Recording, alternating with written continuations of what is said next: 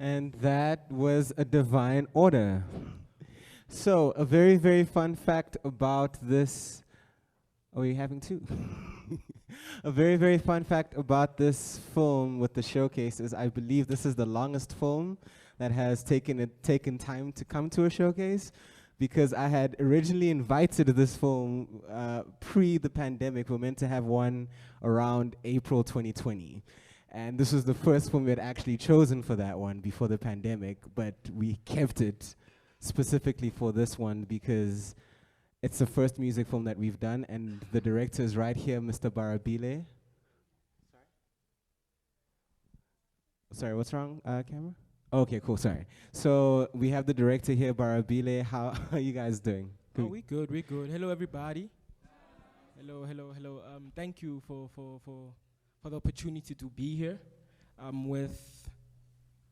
Hello, my name is Reneilwe. I was part of the production team, I'll say. We basically helped with creative direction, styling, a few other bits and bobs. Yeah.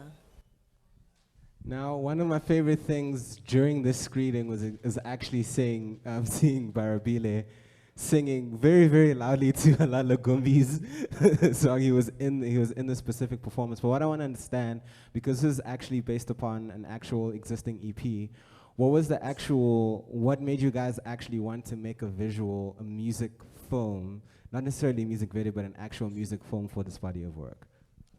I think to really answer that correctly, there's nothing that made us want to make a film for it. It really was the best way for us as Barasos, my brother Saul there. That's the other part of the music side, my brother. So it was just us listening to the music and saying, what is the best way for us to actually translate the music to people? You know, and none of us have studied film, nothing. We knew nothing about film. We just knew what Netflix, this is what we don't like seeing on a movie. So we just knew that this is what we're gonna try. So the film just happened by itself. Obviously, you know, the semantics are there to be explained, but it was really the best way for the music to really come out. And the songs, each song that played is actually a song from the EP, and it's like each song explains each scene and it's in, and it wasn't any of our ideas. It was just, yo man, you actually said that in that song, so I think you should actually do something like that, and then the film just came together like that. So do we have any questions from the audience? I see 1 and 2. Yo, great film. I was very tempted to try and like ask or maybe decipher what the story was, but I was also trying to keep myself to just experience it. And in that sense, it's very transcendent, very cool film. I was curious what's the EP called, because the music is really good. The EP is called Divine Order. Yeah, so a Divine Order Biskop from Divine Order. And we go by the name of Barasos. Yeah. Thank you. I'm always fascinated when I see a film that's not primarily driven by dialogue. Like with this, it's like dance, camera motion, music. What does the process of that actually look like? Because obviously many films start with like writing, and then everything else kind of just is built around that. So when you're creating this, is like what means do you do that when you aren't writing words that other parts of the production can use to guide how they do their parts? Okay, yeah, I get that. I think, like, to be honest and to be straight, the music happened first.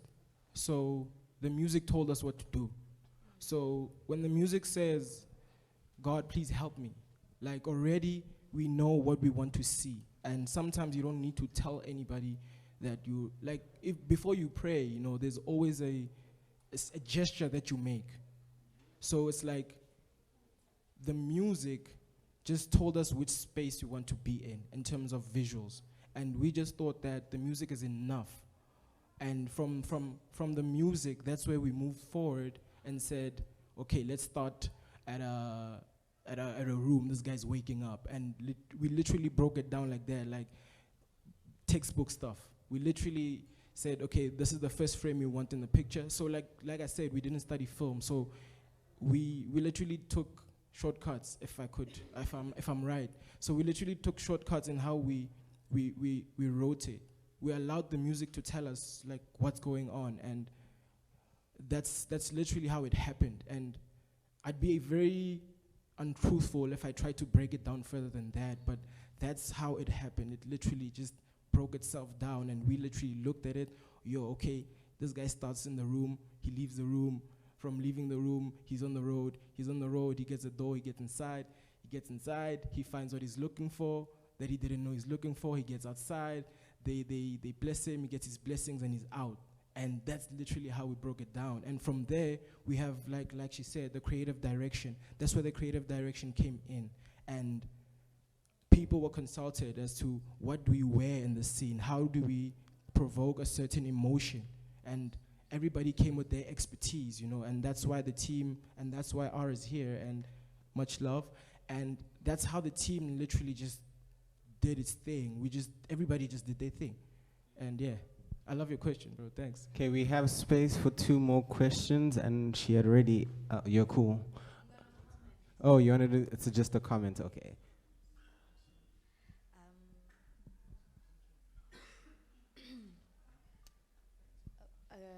First, I would like to say I'm grateful for this film, for this thing that I came to, and actually this film spoke to my soul.